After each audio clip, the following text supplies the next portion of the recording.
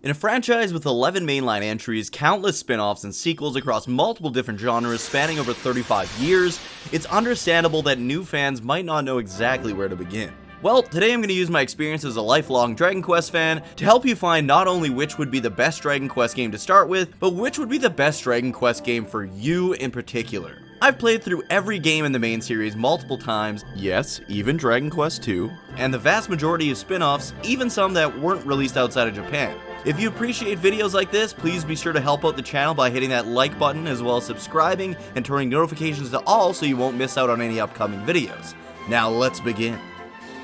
The original Dragon Quest came out in Japan for the Famicom on May 27, 1986. The game is known as the grandfather of the JRPG genre we all know and love today, taking inspiration from Western RPGs at the time and adding a command menu and other changes to simplify the gameplay. It became fairly popular in Japan and was a part of a number of us here in North America's childhood as Dragon Warrior on the original NES. This was where it all started, and after 4 entries on the NES and Famicom, 2 entries on the Super Famicom, along with fantastic remakes of Dragon Quests 1 through 3, the franchise was off to a strong start. It wasn't nearly as successful here in the West, unfortunately, but those of us who had managed to get our hands on some of the games became obsessed. Other than Dragon Warrior 1 to 4 on the NES, we didn't get another mainline Dragon Quest game here in North America until Dragon Warrior 7 on the PlayStation, other than the Dragon Warrior 1 through 3 remakes on the Game Boy Color. After that was Dragon Quest VIII on the PS2, which was finally titled Dragon Quest instead of Dragon Warrior, which in a way was awesome because now we would get the games as they were always named in Japan, but also confusing. You see, growing up, I had played Dragon Warrior 1 and 4, and it wasn't until Dragon Quest VIII came out that I had gotten unknowingly back into the series. I had a bizarre sense of nostalgia when it came to the monsters and sound effects, but didn't really understand why until I did a bit of research online to discover that this was in fact a continuation of the series I had once loved as a kid on the NES. After playing through Dragon Quest VIII, I immediately went back and replayed 1, then played through Dragon Quests 2 and 3 for the first time ever, replayed 4, and it was around this time that we started getting the DS remakes of Dragon Quests 4, 5, and 6, which was the first time 5 and 6 were available to us in the West.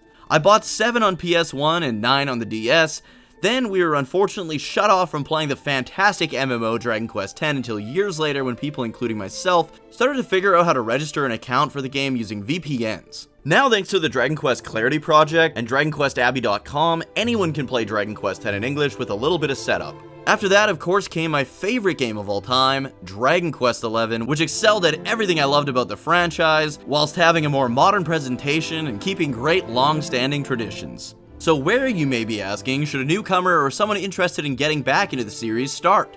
Well, that honestly depends on each person and their tastes, tolerances, and preferences. Of course, if you're okay with playing NES-era JRPGs and don't find them too cryptic or tedious, I'd say start where it all began in Dragon Quest I. The series does have connections within a lot of the mainline entries, with Dragon Quest II being a sequel of sorts to Dragon Quest I by taking place 100 years after the events of the first game. There's also a lot of spin-offs which end up being prequels or sequels of sorts, like Dragon Quest Monsters starring Terry from Dragon Quest VI, but back when he was a child, Dragon Quest Treasures featuring Eric and his sister from Dragon Quest XI back when they were kids, as well as the upcoming Dragon Quest Monsters The Dark Prince starring a younger Sorrow, the main villain from Dragon Quest IV. So ideally you would start from the beginning and work your way through the franchise in order of releases. Which versions should you play? For Dragon Quest 1 through 3, I highly recommend the Super Famicom remakes, as they're so much more streamlined and have much better presentation. And in Dragon Quest 3's case, contain a bunch of extra content like the Pachisi board minigame, which made it into my top 5 JRPG minigames of all time video. Speaking of Dragon Quest III, this is also a great jumping on point. The third entry in the series was a big step up in terms of quality and gameplay. Creating the now iconic class or vocation system, Dragon Quest III lets you create your own party and choose between a number of different jobs like martial artist, cleric, mage, goof-off, and so on. Not only were you able to create characters and choose their vocations, you could also change vocations once you got to a certain point in the game, allowing you to keep all the abilities and stat increase percentages that you gained from your first job class and carry it into your next while restarting that class at level 1. This added a ton of customization, allowing players to try out new combinations and most importantly cater their party to each individual player's playstyle. The story was also a step up, with a massive twist happening late game and each town having their own personalities and quests. Dragon Quest III kinda laid the foundation once again for all the games to come, and its Super Famicom and even mobile/Switch remakes are really well done. Unfortunately, the Switch and mobile versions are missing some content, so if you want the best way to play this, stick to the Super Famicom remake. What if you're a bit of a younger gamer, or you're not exactly a fan of NES-era JRPGs? Well, some other great starting off points would be the DS/mobile remakes of Dragon Quest IV, the DS/mobile or PS2 remake of Dragon Quest V, Dragon Quest VIII on the PS2 or 3DS, and of course Dragon Quest XI, which is pretty much playable on all modern platforms. Dragon Quest IV kicks off a new trilogy in the franchise known as the Zenithian Trilogy. This is where the connections between games start to become a lot more loose than they were in Dragon Quest 1 through 3, which is known as the Erdrick Trilogy. Dragon Quest IV is to this day my second favorite game of all time, and even the NES version has aged really well. For most newcomers, however, I would probably recommend they play the DS/mobile version, as it's just a lot more streamlined and graphically pleasing. Plus, it has a great post-game that adds a lot to the story and gives you full control of your party members in the final chapter, whereas in the NES version, they all had their own built-in AI. Which could get pretty frustrating yet hilarious, let me tell you. Dragon Quest IV is broken down into 5 different chapters, with each of the first 4 focusing on a new character or group of characters. Then in Chapter 5, they all come together in their attempt to save the land. This game honestly has some of the best characters ever made, and as much as some people hate the AI in the final chapter, and the fact that you jump to new characters every chapter, I personally love it. Having each chapter broken down to a new party gives you a chance to really focus on individual characters and their stories, making them able to be much more fleshed out, and allowing you to have much more of an attachment to them all once they come together in the end.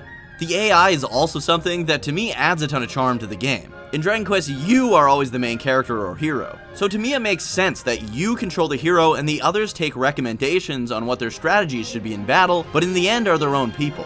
Elena will always do her best to go for all-out critical attacks, Kyril will always do his best to support the party whilst hilariously trying to cast one-hit kill spells which almost never work, and Tornico will always do whatever the heck he feels like at any given moment. Like I said, to me, this just adds to the characters and their charm, especially in the NES era where it wasn't very easy to get across the characters' preferences and personalities. Like I said, to me, this just adds to the characters and their charm. If all this sounds good to you, I would highly recommend starting with Dragon Quest IV. The next recommendation is one that's recommended a lot and is loved by pretty much everyone who's played it. That would of course be Yuji Horii, the creator of the franchise's favorite entry in the series, Dragon Quest V. Dragon Quest V is a story of family and fatherhood. You start off journeying the world with your dad, and by the end of the game you'll be putting a stop to the villains alongside your children and wife. This is also known as easily the darkest story in the series for reasons I can't get into without dropping some serious spoilers. Dragon Quest V was also the game that introduced recruiting monsters to your party, allowing you to tame and use a bunch of different classic and new Dragon Quest monsters in battle. This was actually the game that inspired Game Freak to make the Pokemon series, so if you love monster taming, great dark storytelling, revenge plots, and comeback stories, Dragon Quest V is definitely the game for you. Next, I'm going to jump a few entries and get to another game that a ton of people recommend starting with, and is also the game a lot of lifelong Dragon Quest fans started with themselves. I'm of course talking about Dragon Quest VIII on the PS2 and 3DS. Dragon Quest VIII is an incredible standalone journey with excellent characters, a new skill tree style level up system, and a vast, beautiful world and story to explore. This was also the first Dragon Quest game to really go 3D, as before the merger with Squaresoft, the series still had that 2D sprite-based look. Now, with better technology at their disposal, they were able to not only tell, but show the vast world and stories that we love about the franchise, but with a much more modern look. Dragon Quest VIII is kind of the pinnacle of PS2 era JRPGs to me and many fans of the genre, so if you loved other PS2 or even PS1 JRPGs, this might be the best place for you to jump into the series. My last recommendation for a starting point would have to of course be the latest and in my opinion best entry in the series, Dragon Quest XI. Dragon Quest XI does what Dragon Quest VIII did on the PS2, but on the PS4, Switch, and other modern platforms. It took what we love so much about classic Super NES and PS1 era JRPGs and made them play, look, and feel like they belong in the modern age. With some of, if not the best characters of all time, Dragon Quest XI carries forward the best of what we got in previous entries like Dragon Quest III, IV, and VIII. The story and world are absolutely incredible, and the characters, even the ones outside of your party, are all just so well done. I love pretty much everything about this game, and despite it having connections to a bunch of the previous games in the series because of it essentially being a love letter to the entire franchise, it's still a great standalone story and experience that does a fantastic job of making you want to go back and experience some of the early entries after playing it. The Definitive Edition even has the Tickington side story, which allows you to go back into previous Dragon Quest games and fix the problems caused by the powerful Time Worm. So where do you think you should start in this incredible franchise? If you're already a fan, where did you start? Tell me in the comments below, and make sure to like, subscribe, and turn notifications to all.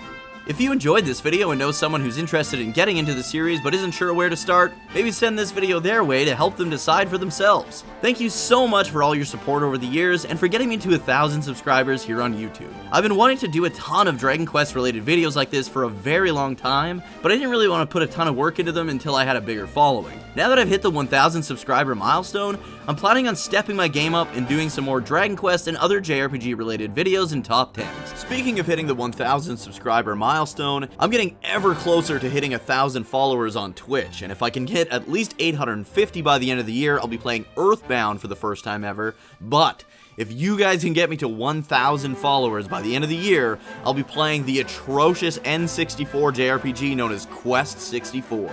Well, thank you so much for watching, and I hope to see you in the next video.